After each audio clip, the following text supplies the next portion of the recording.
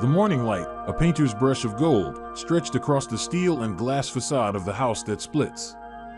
Each passing cloud, each shift of the sun, wrote a new story on its surfaces, a silent testament to the architect's audacious vision. This wasn't merely a dwelling, it was a living narrative, a concrete poem inspired by Borges's The Garden of Forking Paths. Step inside, and the very notion of static space began to unravel. Every turn, every passage through the shifting planes, revealed a fresh perspective, a subtle alteration in the visual symphony.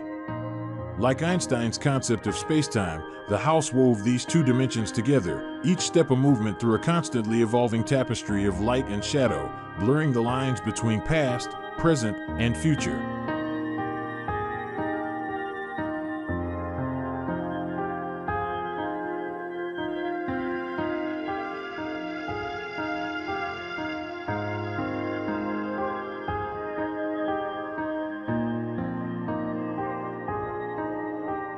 The materials themselves seemed to breathe with this perpetual change. The steel, chosen for its innate ability to weather and transform, marked the relentless march of time, its patina deepening with each passing year. The glass, in contrast, dissolved boundaries, inviting the lush Mediterranean landscape to merge seamlessly with the interior. A curved mirror, strategically placed within, played a delightful trick on the senses.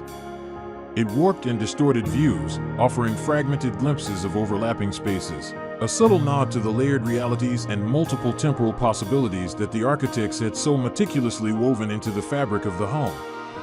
It felt as though time itself was bending and folding, creating a dizzying, yet harmonious, sense of interwoven moments.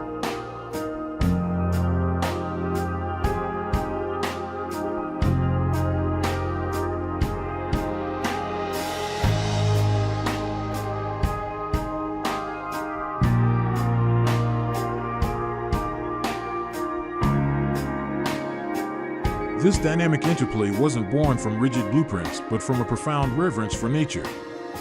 Volure Architectura, channeling Alvar Aalto's philosophy, saw the house not as a machine, but as an organic system.